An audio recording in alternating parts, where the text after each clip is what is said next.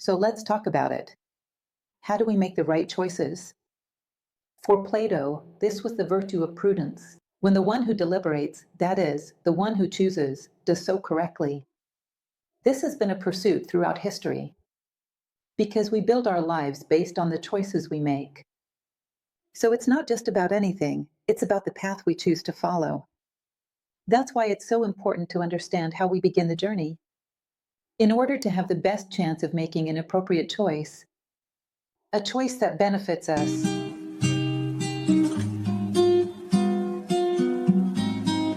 A philosophical perspective on human decision-making.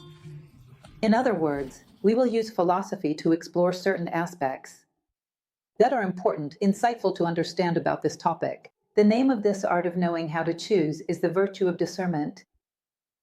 Discernment is precisely the ability to distinguish the essence of things, that is, their true core.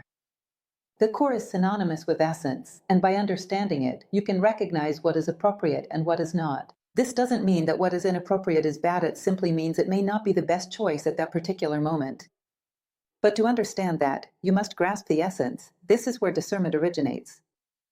A superficial person, someone who is not accustomed to delving deeper in observation, deeper into what life presents, will struggle to make meaningful choices. Well-made, thoughtful choices. And we tend to be superficial, even when it comes to ourselves. This is the first form of alienation, the one that gives rise to all the others. A lack of self-knowledge and basic self-mastery. We suffer because of this, don't we? It deeply affects the quality of our decisions. Don't let time decide for you. Sometimes we get the impression that if we just leave things as they are, time will pass and somehow resolve the issue. Time will take the best course of action. Time will simply let things unfold randomly, in whatever direction it pleases. And that direction is not necessarily what's best for you. It's clear that time doesn't resolve things. It merely drags situations forward without intention or care, and it's likely that this so-called choice, which is actually a lack of choice, an abandonment of your responsibility to choose, is not what's best for you. So be cautious with the comfort of thinking, I don't see that it's time to decide. Time solves everything. Time doesn't solve things, it makes them much more complicated. In many areas of life, failing to act in time can make things significantly worse. In fact, I believe that's true in almost every area. So don't fall into the mindset of let's leave it be. Don't pretend you don't see that there's a decision you need to make. And don't expect it to resolve itself on its own. It does not solve. So that's the first thing we need to let go of. Don't wait on time. What else? In almost every lecture, I talk about this because I really enjoy etymology, the study of the origin of words. We use words without truly knowing what they mean. And we don't realize how understanding them helps. When we begin to explore words more deeply, to understand their true meaning, what is their origin? Where did they come from? When they were first used, what were they meant to express? Intelligence is composed of inter and elegere. Elegere means to choose. In other words, to choose among. That is its origin. It comes from Latin to choose among. That is, to choose the best among many possibilities. It is said that the highest form of intelligence is to choose, from all the options the world offers you, who you truly are. The greatest of all intelligences is identity. How fascinating, isn't it? It's basic. Sometimes we consider someone intelligent. They lack this key intelligence. They may have logical skills, well-trained reasoning, but this kind of intelligence, the ability to discern the essence, the heart of things, to identify what is truly valuable among many other possibilities, requires the ability to relate, requires depth. A number of qualities that, among us, are not so common these days. They are not so common. We should be more concerned about the scarcity of natural intelligence than about the abundance of artificial intelligence. Because both are causes for concern, without a doubt. Intelligence is something we must cultivate through the ability to go deeper and through the capacity to form meaningful connections. And today, we are increasingly, let's say, hurried and superficial, which greatly hinders the development of true intelligence. So, it is also connected to the ability to make wise choices. It is connected to discernment. What else? It is also linked to prudence. I mentioned that Plato said the highest virtue would be prudence. For him, prudence is the virtue that allows a person, when making choices, to choose wisely, that is, to choose what is truly best for themselves. Prudence is closely related to wisdom. Prudence is what leads us to reflect before acting. It keeps us from making impulsive decisions. We should decide with a calm mind. That's what we usually say. But we don't think things through. We make decisions based on emotions, passions, hatred, anger, revenge, whatever it may be. We are deeply driven by emotion when making decisions, very emotionally driven. We decide based on what we desire in the moment, which can sometimes be just a fleeting preference. If we were a bit more sensible, we would think more about what we ought to do rather than what we want to do.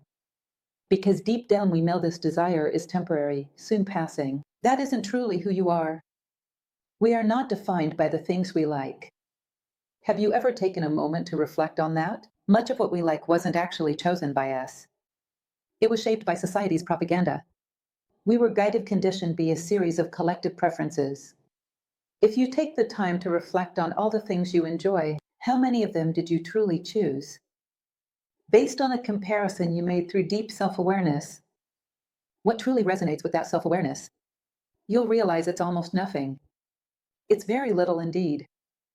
Most of it was imposed upon us by the masses, by the education we received, by the historical context we live in. We are influenced even walking 10 steps down the street we're shaped.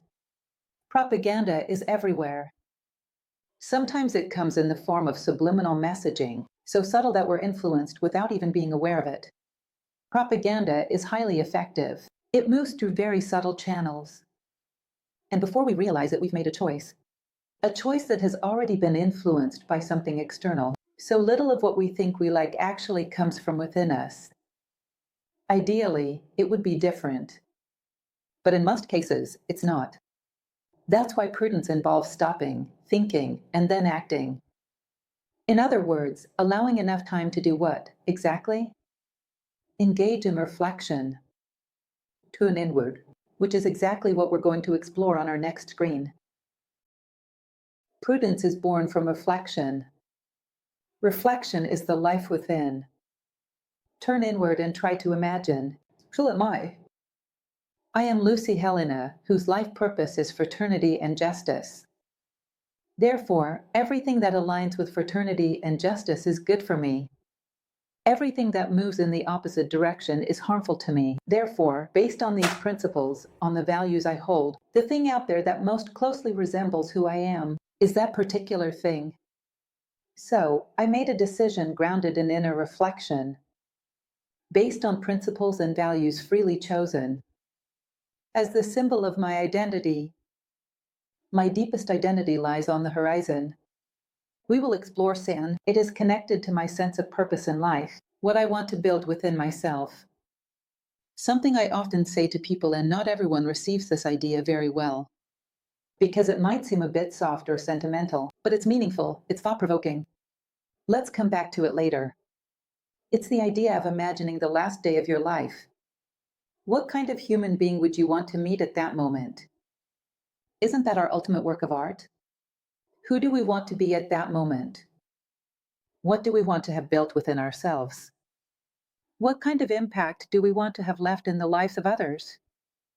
And what kind of influence do we hope to have had on the world? Who do we aspire to be at that final moment? What is the masterpiece of our life? How can we build a house without knowing where we're headed? Without knowing if it's on solid ground, if it has 2 floors, how many rooms it has if there's no blueprint? How to build anything. How can I know what to do today if I don't know where I'm going? Clearly, identity is deeply connected to this sense of purpose in life. We will return to this point.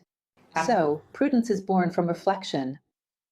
You pause, you think, that is, you reflect inwardly, and you draw from what lies deepest within you, from what is most aligned with your true identity, and you compare it with what exists outside of you, what most closely aligns with it. Then you make the right choices. You project your being into the world. You make choices that are coherent with what you want to build, with who you want to become. So, a prudent person is necessarily someone who possesses a clear identity. Otherwise, when they pause to reflect, what will they reflect on? Prudence is not simply stop, think, act. Think about what exactly. Think about what everyone else is doing. That is not prudence. That is simply consulting the collective face, the mass mentality, what some refer to as normosis. Everyone makes choices based on collective trends, but that is not prudence. Prudence means stopping and reflecting deeply on yourself, on your own identity. Because there's no point in pausing to reflect. An impulsive decision ends up being the same. You'll still be influenced in the same way by what everyone else is doing. Right? It's not that I'm against it. Look closely. You don't get the wrong impression. I'm not against doing what everyone else is doing. As long as what everyone is doing is right. But when everyone is walking toward the abyss, then it's better for me to save myself alone than to go along with the crowd. Now, if everyone is taking the best paths, even better. I won't walk alone. Wonderful. Welcome. Let's walk together. But have the courage. We must not be dragged along by the crowd. When you realize that the crowd is blind and heading toward an unwise destination. Do you remember the tale of the Pied Piper of Hamelin? He played his flute, and all the mice followed him into the abyss. We have our own Pied Piper of Hamelin playing today, influencing people in a certain direction, which, in most cases, has nothing to do with their well-being. It serves the interest of someone else, someone who is behind that melody. Then we are constantly being chosen in the most basic aspects of life, and that is the problem. We are chosen by what we think, by what we like, by our preferences and our aversions. Don't you find that interesting? Pause and reflect with me. If every human being had a legitimate, authentic identity, no one would be like anyone else.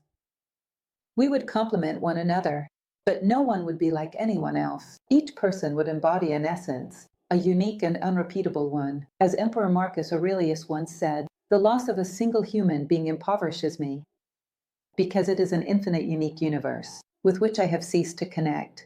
If each of us had a profound identity, no one would think like anyone else. When society becomes divided, as we have seen happen throughout many moments in history, one half thinks one way, the other half thinks another. I pause to reflect.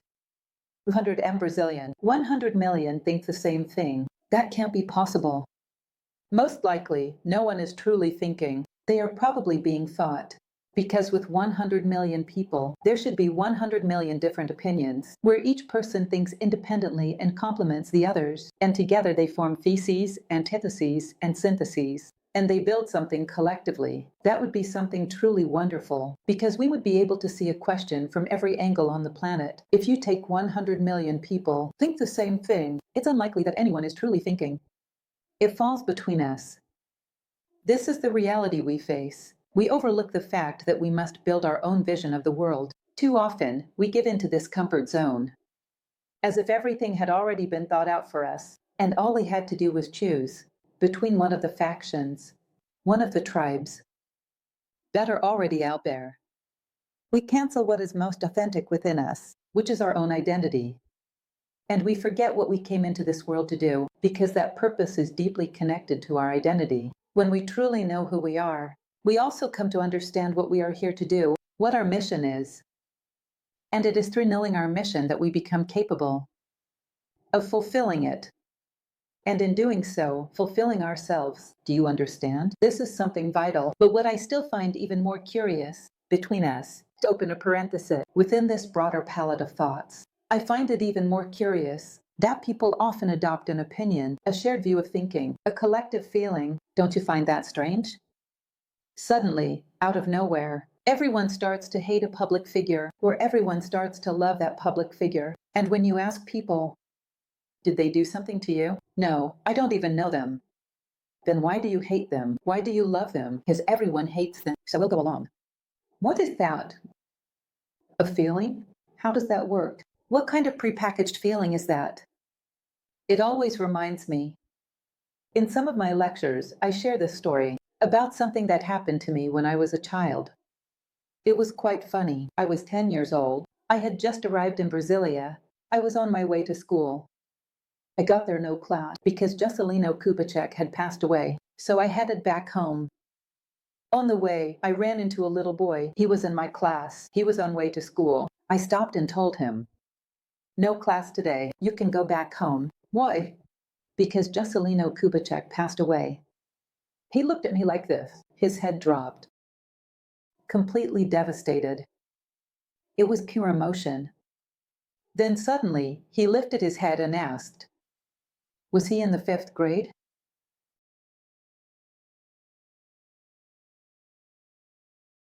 Every time I witness a very shallow emotion, I remember Juscelino from the 5th grade. It falls between us, this kind of reaction. And so we reach the extreme of collectivizing, even our emotions. For heaven's sake, we do that all the time. It's very hard to make genuine choices. If you're not being true to yourself, you'll end up choosing what everyone else chooses, which isn't necessarily the best option, especially when people are not guided by reason. They act based on emotion or under someone's influence. When people are in a state of panic, do they run toward safety? Most of the time, they run straight into danger, instead of away from it. When emotions are disturbed, people tend to make the worst decisions, and you end up joining the crowd. You don't have to go alone. That's why it's so important to reflect on the question of authenticity, on identity. We will explore that later. Depth, a higher mind. It is essential that we understand how our mind functions. In India, they go so far in a pedagogical way as to say that we have two minds. A practical mind, which they refer to as the mind of desires, the one that chooses a product at the supermarket, that picks out an apple from the apple display, that makes choices to manage personal finances, to purchase a new car. These everyday choices are made by this basic mind, the mind of desire, which they refer to as the mind of desires. Say we have another mind, a higher mind, referred to simply as manas, mind. For those who may not know, from there came the man, a term associated with humanity in the Neo-Latin languages, as well as in Anglo-Saxon, because Sanskrit, for those who may not know, it is also a language that originates from Proto-Indo-European, which we share in common. So it's the prefix connected to man, of manas, of man, from Sanskrit. This is a brief digression into linguistics. But in any case, this manas, higher mind we have, thinks only in terms of principles and universal values. For it to decide, it will consult what is noble, what is just, what is good, what is altruistic, what I ought to do as a human being. It only thinks in these terms. And what do they say? That in order to make any decision that holds true significance in your life, you must elevate your consciousness to this highest level and make your decision from up there. And once your consciousness descends, you do not change the decision down there. You only make decisions from up here. You know what that means. You understand. There's rarely a time when we pause to reflect. What must families in Ukraine be going through? And even though I have no relatives in Ukraine, I still feel that pain in my heart, knowing that homes are being destroyed. With families inside, that there are people out on the streets, hungry, not knowing what to do. Some countries are even reluctant to accept more Ukrainian migrants. It's hard to start over in another country. Still, look at all this and say, what a tragedy, how heartbreaking it is for a family to endure this. And it hurts. It hurts our hearts. You know what a Syrian family is going through. You're aware what's happening. The pain another feels, and that pain touches your heart. We all experience these moments. We have no direct connection to it. Are not Ukrainian. We are not Syrians. Are none of those things. But human suffering touches our hearts. In that moment, you are feeling this deeply. Your mind's elevated. Your consciousness is elevated. It resides in your mind. Consciousness is like an elevator. It rises and reaches the level of the pure mind. Imagine making all your life decisions from this state of consciousness. You make all the decisions in your life rooted in principles and elevated values. And when your consciousness descends, Do not change those decisions. That would be the most painful thing of all. This is the most noble and human way to make decisions. For anything that carries any degree of importance, pause for a moment, raise your consciousness, and decide from place. Decide how to be human, not based on selfishness, not based on comfort or convenience. None of that. Based on values, on principles, on the best that I have within me. There is a story about Plato, not mean just anyone. Plato is probably the greatest philosopher in history, a truly great man who marked a turning point in human thought. Plato is fundamental to the history of philosophy. One day, in his own home, one of his children, he made a very serious mistake, a mistake so grave no one says what it was, and he was deeply affected by it. So he left his home. He went to his school, which was the academy. He took his nephew with him and said, "Go back home. Make a judgment on this matter because conscious state. I refuse to judge." And you know what's truly beautiful? The humility of seeing. Now my conscience has fallen too low. I will not judge anyone. From this level of consciousness, from where my conscience currently stands, I, in no way, can make decisions or pass judgments. How beautiful is that? How beautiful is that? Not even Plato could maintain such a high level of consciousness at all times. There are moments it's hit. But he understands perfectly well that it would be a terrible injustice to make a decision from a lowered state of conscience. Such a decision would be driven by revenge, by hatred, and not by justice. So he entrusts the matter to someone who had nothing to do with it. There was no reason to feel overwhelmed. Just go there, listen to the story, and make best decision, the most just of all. That's it. This should be our primary guide. When making decisions, always consult what we carry within us, the noblest part, the highest part. That point we recognize. Oh, our conscience goes through it. Our conscience reaches it from time to time. That point is sacred. It is from there that we should make our decisions. What we often refer to as the higher mind. It offers us the most profound decisions, yet ones that are well grounded. You dive deep within yourself to discover the right direction, and you continue forward with the capacity to observe and the wisdom to discern. There is something that relates to our superficiality, to our lack of self-knowledge.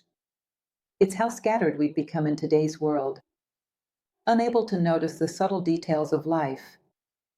Once, I took my students during a philosophy class without any prior notice. I took them aside, asked, "How long have you been working in the same place?" One said 10 years, another 20, and another unsure. "In the same place?" "Yes, in the same place." Then I said, "Tell me now what the ceiling of your workroom looks like. What does the lamp look like? Is there a sink? Are the finishes straight? What is the ceiling like?" Can you believe that no one remembered? And they had been in that room for 20 years? You might think it's silly to look at the ceiling, but it's not silly to be attentive to detail. Notice the refinement in the things of life, because that's how you come to truly know things. To have refinement, to have this ability to observe. I always encourage people to practice a little, listen to instrumental music, listen classical music, so they can perceive, to notice when an instrument enters, when another fades out, to be able to delve a little deeper, to sharpen attention, because life is full of refinement and details, and they're deeply important. And through that as well, you begin to see things that can guide you to make the right decisions. So at a certain point, let's say I'm the head of a department, and I need to decide of the 4 employees, which one of them will take on a leadership role, a position of responsibility. Then I look and observe. All 4 are productive. But beyond that, I don't know about them. I know they're productive because they deliver the work. I can see it's done. But beyond that, I don't know about them. Maybe I've never truly looked into their eyes. Deeply. I haven't felt the need to. I say good morning with my head down, and that's it. I go through the motions of the work routine. I find it interesting that sometimes across all professions, and I'm not trying to accuse or discriminate, in all professions, but particularly one thing strikes me is that sometimes during a medical consultation, you go in and the person doesn't even look at you. I find that astonishing. It's happened to me. They don't look at you.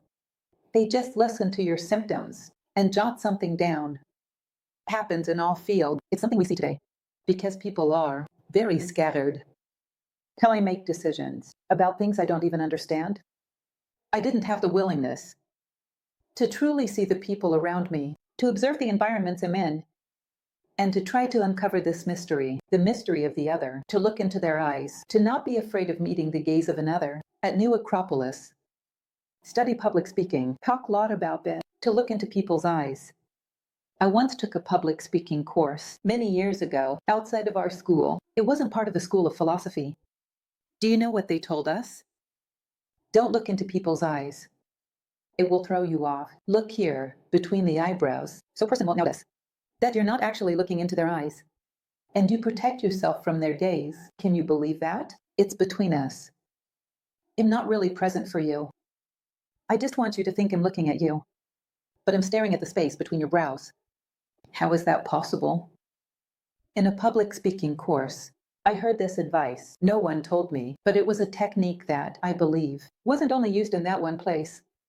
So this idea of not looking, not seeing, not going deeper, not being interested in anything, it's astonishing. Then I'm faced with a decision.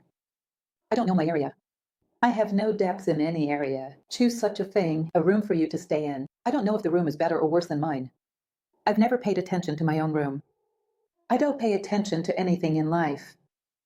From my house to my workplace, I pass by places with gardens where there are flowers, where people are passing by, taking their children to school. What did I see? I don't see anything. I don't see anything. I stay on autopilot, just thinking about 1,000 things, all related to my work, what I'm going to do when I get home. I ignore the world, as if it had nothing important to tell me. Do you think that's a good strategy for someone to develop sound judgment when making decisions? He doesn't know what things are. He doesn't know what people are. It's a kind of superficiality where we avoid the other's gaze. We avoid going deeper, as if doing so would create a commitment, and it does. When you look into someone's eyes, you create a certain commitment to coherence, to transparency, to being true to what you are saying. It creates that commitment, and we run from it. We stay on the surface. So there is this need to develop a capacity for observation, the ability to discern, so that you can truly become a force for unity, to make appropriate decisions, decisions that benefit yourself, that benefit others, rooted in a deep understanding of the other, with the ability to foresee. This too is an essential element in decision making. You hold all of time in your hands. What does it mean to hold all of time in your hands? Time is past, present, and future, and we possess 3 virtues that allow us to hold time in our hands. For the past, memory. For the present, attention. And for the future, imagination. Sometimes we witness this during a crisis. It always happens. You'll look back and analyze it. Many companies collapsed during the crisis. And yet, there's an individual who rises. Haven't you seen that? Someone who foresaw the path of the crisis, based on the other crises they had already experienced. Because, between us, economic crises in Brazil are nothing new. They're not new. Personally, over the course of my life, I've lost count of how many I've witnessed. I struggle to remember when we weren't in an economic crisis. Most of the time, we were. So a crisis is something more or less predictable. I remember the past. I carry that memory with me. And in the present, I stay alert to recognize those factors that were decisive in the past. When they reappear on the stage of life, the crisis began to resolve itself when certain key factors started to emerge. I remain attentive. I observe what is unfolding. And from this observation rooted in my memory of the past, and in this awareness of the forces at play in the present, I project, through imagination, something deeply essential, something that I have already come to understand, a logical result of what I am experiencing. So I hold all 3 aspects of time in my hands, a capacity to make decisions with clarity. Very well. This, within the context of the job market, for example, is the mark of a CEO. It is the trait of a highly valued executive, someone who knows how to manage time by cultivating these three virtues, which, once again, is not easy, because we are the ones who must remain attentive. So our memory only retains about half a dozen things. In the present, we are attentive, but only to the things we like, things we've filtered, selected. We've trimmed down the world and focus on just a handful of elements. And when it comes to the future, we often lack the capacity to imagine, which is no trivial matter. If we ignore the past, how can we imagine the future? What are they? What are the premises we've left behind that would allow us to envision the future? Anyway, this is another element that holds great importance. Memory, attention, and imagination, they are helpful. They support you in making sound decisions, both fleeting and enduring ones. We have a tendency. I'm constantly speaking about our shortcomings. I'm not saying we are only made of flaws, but I am pointing out that there are certain gaps we need to address. You can see that we live in a society of immediacy. If you have to wait a long time to obtain something, people give up right away. They lack the patience for long-term efforts. They demand that their work yields results, that their path produces fruit immediately. Without understanding that the fruits come only after a certain point, we lack patience for that process. We crave instant results. In everything, we've even gone so far as to create social networks that allow less text. Because we don't want to read. They call it text as if it were a burden. You'll see. Sometimes I see critics. They say, oh, it's text. I go back review what I wrote. I can't. There are 10 lines. They call that text. In other words, it's impatience. It's something out of the ordinary. But it's true. I've had people. Several comments is publishing tech. I counted 10 lines. And it's astonishing. 10 lines was considered too much. I have no patience to read all this. So we reach a point where our decisions are always based on what is fleeting and not on what endures. Not on the basis of things that last, that are more solid. That can serve as a foundation for a life from the past, but always based on the fleeting, on disposable things, on disposable relationships, on superficial connections, always in relation to what is fleeting, what you taste and quickly discard. This is what prevents you from building deep relationships in your life, in relation to desire and to duty. As I've already told you, I want. Often, what I want takes precedence over what I ought to do. Why? My preferences. Because I like this thing. The foundation of character development, according to Plato, is precisely to educate your taste, to learn to appreciate the things that help you grow, and to reject the things that merely excite you, God dehumanize you. So if your taste does not align with what you should do as a human being, if they do not align with your principles, then educate your taste. It's possible to cultivate and refine your taste. Learn to value good. Do not make decisions based on emotional whims, which are extremely fleeting. That's not your true self. So do not trade what is lasting for what is momentary. Do not trade what you ought to do for what you merely want to do. These preferences of ours aren't even truly ours. They are temporary influences we likely picked up from our surroundings. So you'll notice that at a certain point in time, I once found a study on advertising. I found it interesting. They conducted a study. Looking back, for instance, year 1950, they asked, what was the most successful advertising campaign? And it turns out that the most successful campaign was also the product most consumed that year. In other words, people made decisions based on the most effective advertising campaign. Then the following year, there was a different campaign that was more successful, and consumer behavior shifted entirely in that new direction. People were being guided. They were being taught what to think. Each year, top advertiser was the one who influenced people's decisions the most. And the companies grew as a result. This dynamic hasn't changed at all to this day. Companies continue to grow based on their ability to influence others, to make choices, to believe that a product or service has something unique. And it's interesting. Among ourselves, as we discuss this topic, we recognize that human beings have an inherent need to make choices.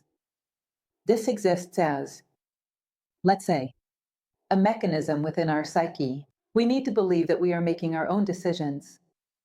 Yes, So within the structure of a propaganda machine, there is even a built-in anticipation of that need, that you must feel like you are choosing freely. So do you know what they do? A single manufacturer produces 10 different products that compete with one another, but all of them belong to the same company. There was a time when I was uncertain, standing in front of a supermarket shelf, wondering which toothpaste to buy. There were many options. I thought to myself, is there any difference between these toothpastes? It didn't seem possible. Many toothpaste types, no difference in how to use them. How was I to choose? So I read fine print, the small letters that we usually ignore, and I discovered they were all made by the same manufacturer. They create that variety so that you have the illusion of making a choice. But in reality, the choice has been made. From the moment you left your home, you are no longer making a real decision. In fact, even the idea that you need to feel like you're choosing is sometimes pre-planned. As part of a marketing strategy, I'm not suggesting there are shadowy figures trying to rule humans. I'm not saying it's about ambition. What I am saying is, there is an entire study developed with the purpose of inserting products into people's lives. Is what marketing is. It exists, or where it exists. It relies on the daily use of common sense. 1001 utilities. Common sense is like the younger sibling of prudence and discernment. How can I make a decision, a right one, in the moment when a weighty matter arises in my life, a truly significant issue, if even in my trivial everyday decisions, in day-to-day matters, I make decisions carelessly? If a country, for example, goes to war, like past countries, he is successful, starts war training when the war has already begun? Or is it the one who trains every day, the one who has a real chance of victory, the one who prepares during times of peace? That is logical. It has always that way. Spartans trained daily, so when war came, no one matched them. Isn't that right? You won't make good decisions, considering decisions, only when the big decisions come, and in your daily life, doing things carelessly. No. Think. Think when you walk into a supermarket. This item I'm about to buy, do I really need it? Have I always used it? And when I didn't use it, did I really need it? Why am I bringing so many things into my home? What will become of these things in the future? Is there truly space for them in my home? Or will become something that in a short time ends up in the trash? A waste of labor, of resources. Why am I contributing to an excess industry? Relevant to important. Why don't I just buy only what I truly need? He said on good judgment that you can carry with you at a supermarket shelf. Something simple, something very simple. I'm going to throw something away. In my house, in discarding something. In my house, I'm going to throw this away. In my house, in my house, in my house, in my house, in my house, I'm going to throw something away. In my house, is it needed to throw it away? Can't it still have potential to be reused? Not I want a newer model. Impact this new model may be better than the old one. In what way? Because this year's fridge was just released. It has a new feature, but do you need that feature? Is it something missing? If the appliance works, is it still functioning? Why rush to replace it? Why do I have to change it? Why must I change it? Why me to change? Why do I have to change it? Why do I have to change it? Why must I change it? Why do I have to change it? Why do I have to change it? Why must I change it? It's because the model is new. Do you need something newer? For what purpose? Considering that you are growing older with each passing year. So why do you need that? Why? In any case, wisdom, that choice, yes, like beans with rice, part of everyday life, the decisions we make about things around us, about showing respect, the objects serve us to what we labor over, at the core, and ultimately claim not part of reality, that it's not real. In the eyes of the mind, we say that transformation happens the highest level, in the end, at the top. It means having an understanding of what my true needs are, knowing how to handle things guided by the principle of economy, reflecting on various considerations about the planet, about my needs, about ecology, whatever the topic may be, engaging in thoughtful reflection on a daily basis to make small, everyday choices, deliberate choices, wise choices. That's how you prepare for the big decisions. Train for war during times of peace, otherwise it won't work. So pay attention to your daily decisions. Generally, because they seem small, we don't reflect on them. They're made impulsively. It's what people commonly say, it's what's on the shelf. Whatever pops into our mind, we go with it. Why am I buying this? I don't know, it's cheap. When something is cheap, you end up buying anything. It doesn't matter what it's for. When you get home, it's something that serves no purpose, just taking up space. Before long, it ends up in the trash can. And with it, the work, the resources, and everything else that went into it are thrown away too. It doesn't make sense. It truly doesn't make sense. People my age, who are not the majority here, I think there are very few, I don't actually see any, to be honest. People my age I remember in my childhood, in my youth. How little waste we used to produce. Those of us who are a bit older, we generated very little trash. Today, we produce an enormous amount of waste, which is truly absurd. It's embarrassing to put all of that out in the trash can in front of the house. Why? Why? How did we end up here? Who made us believe that it had to be this way? And we went along with it unthinkingly, unconsciously. We began consuming things we didn't need. Items wrapped in unnecessary packaging. And we kept making choices that only brought harm to ourselves and to the environment. A lack of basic awareness in our everyday lives. That's where we train ourselves to make the big decisions. We train there every day through the small things. That's how we build the strength to make the right choices when it comes to greater matters. Both right and wrong choices generate experience. Yes, they do. As long as you take the time to reflect on them. I made a terrible choice. I really got sick over that CD. I made a terrible choice. I'm going to reflect on it, so I don't repeat the same mistake. What led me to make that choice? I made a decision without thinking it through. Why didn't I think before deciding? I am a human being. Homo sapiens. I should have thought before, not after. There are two figures in Greek mythology. One is a hero, the other an antihero. That was Prometheus, the one who thinks ahead, and Epimetheus, the one who thinks afterward. He was a fool. We were made to think before acting. Why was I so impulsive? What did I base my judgment on to believe this was good for me? Now I'm paying attention. Those factors that once misled me will no longer lead me astray. I won't fall into that trap again. So I learned from that factor. I internalized it. I no longer make that kind of mistake. If you make a mistake and don't reflect on it, you'll make the same mistake again, and in the exact same way. So the experience becomes meaningless. Do you think experience means you matured just because you went through something? No. Don't grow. Review what you've lived through. You'll repeat the same experience 1,000 times. It doesn't lead to any growth. It reflects the immaturity of someone who keeps making the same mistakes endlessly, at the same point, with the same issue. This is something key we must strive to avoid, because life isn't that long. There's so much we need to learn. In other words, a mistake isn't so bad when it helps us avoid greater mistakes in the future. When I learn from it.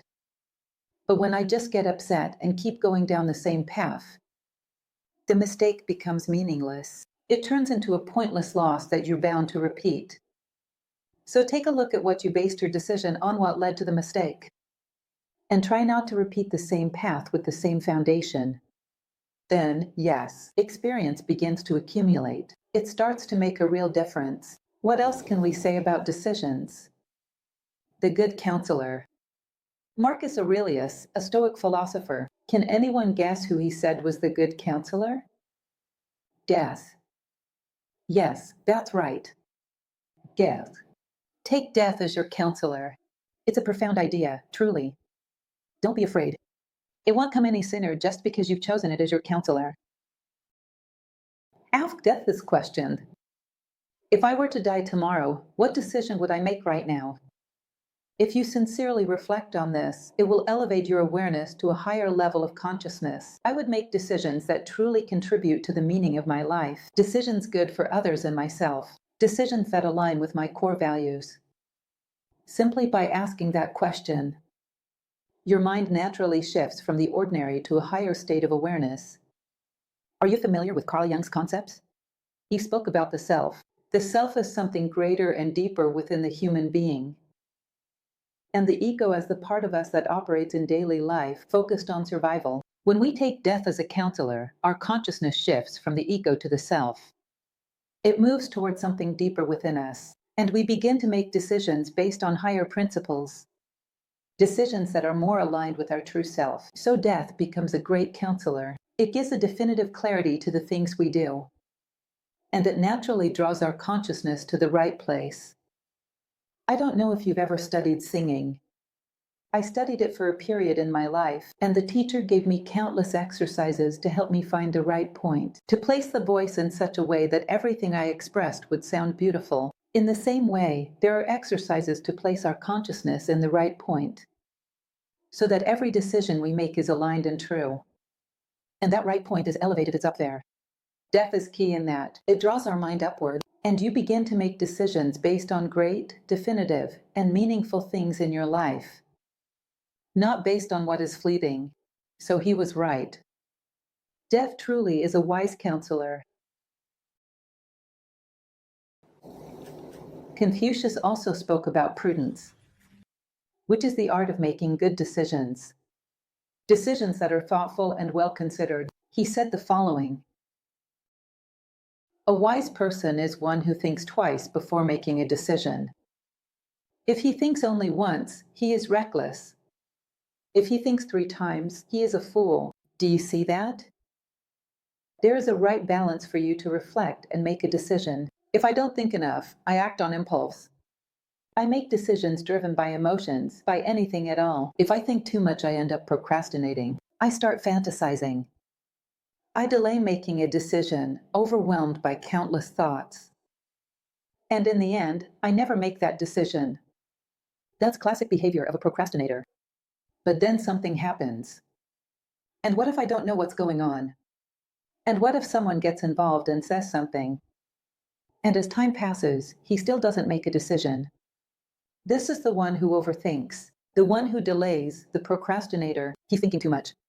You need to think in the right measure, to make the right decision, without delay and without haste. That's the message being conveyed. This is the practice of prudence. When I postpone things too much, it's because I don't want to make any decision. And when I'm in a rush, I'm not really concerned about what might happen to me in the future. So it's very common, at times, to see this impulsiveness in young people. Let's do high-risk things. Let's do.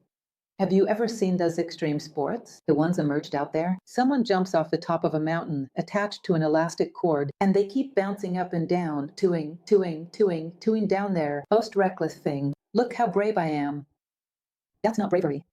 Be prudent. Brave? How about doing social work in the heart of sub-Saharan Africa? Caring for children. That's bravery. True courage has purpose. It's not about risking your life for no reason. What sense does it make for someone to die because the elastic snapped? What sense does that make? That's not courage. That's recklessness. A waste of time, a waste of life. So prudence is what precisely measures what is right. At the right moment, without excess and without deficiency. That's what Confucius meant. Establish an ideal.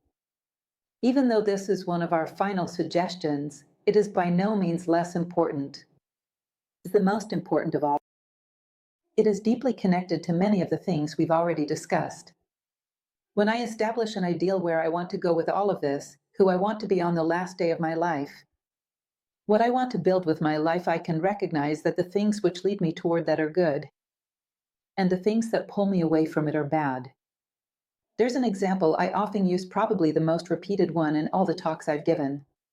Everyone who has been to my lectures knows it. I start walking and ask people along the way, on the right direction? Am I heading the right way or the wrong way? And people respond to me, it depends on where you want to go. Let's say I want to reach my whiteboard. Then this way is right, and that way is wrong. Isn't that so? But what if I don't want to go anywhere? Then what is right and what is wrong? Do you see that you can't make a choice if you don't have a destination? What base your choice on, everyone else is doing. But what is right? What is wrong? For those who don't know where they want to go. becomes what others do.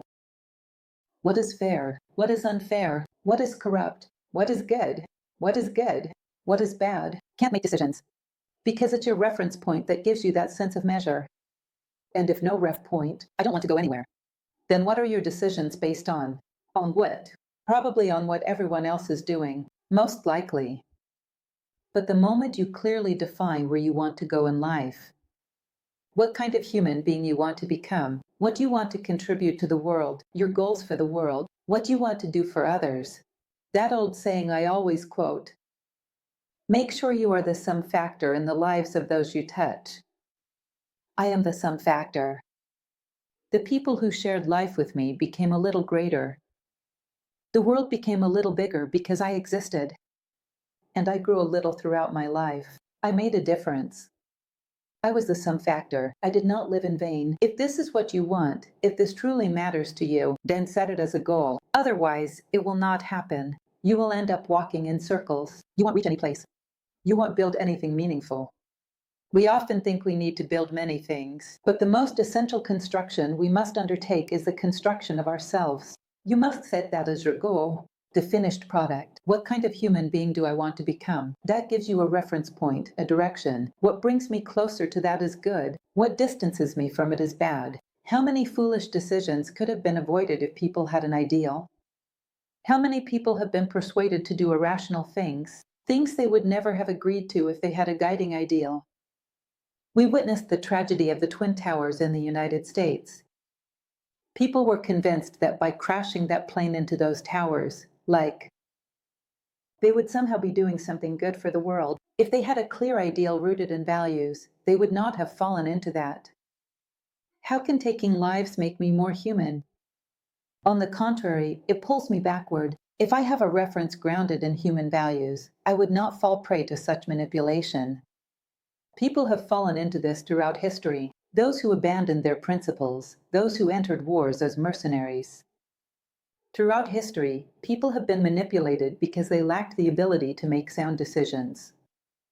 Do you know why? Because they didn't have true desire to reach anywhere. Therefore, they lacked a guiding reference that would allow them to say, not that way. This goes against my identity. It goes against my principles. So this is one of the fundamental elements. To make good choices, define your ideal. What do you want to become? Where do you want all of this to take you? This is a fundamental element. Anyway, that's what I had to share with you. I hope these are very simple elements, but that they prove to be useful. I don't speak about things I haven't tried to do myself. I've made an effort to put them into practice, because that's what we learn at New Acropolis. We learn to share what we are, in some way, testing, living, and experiencing. In passing on to you advice I live by. And I appreciate them. And they help me a deal. And when I don't follow them, things usually don't go well. So I'm sharing with you some basic rules that can be very useful. If we remember to put them into practice and keep them in mind, they are tools for life. Remember that for those who watch my lectures, I always say the same thing. When you buy a blender that only has 2 speeds, you just press and press. And yet there's a manual in 5 languages teaching you how to press and press. And life, which is so complex, doesn't come with a manual. You don't know what to do. In moments of decision-making, some guidance for life would be essential. If we had a society founded on wisdom, on the pursuit of wisdom, on the preservation of wisdom, this hasn't been the highest value in society for a long time. So practical tips like these can be truly valuable. When you make your decisions, think and reflect on them. And I hope this will be helpful to you. That's all.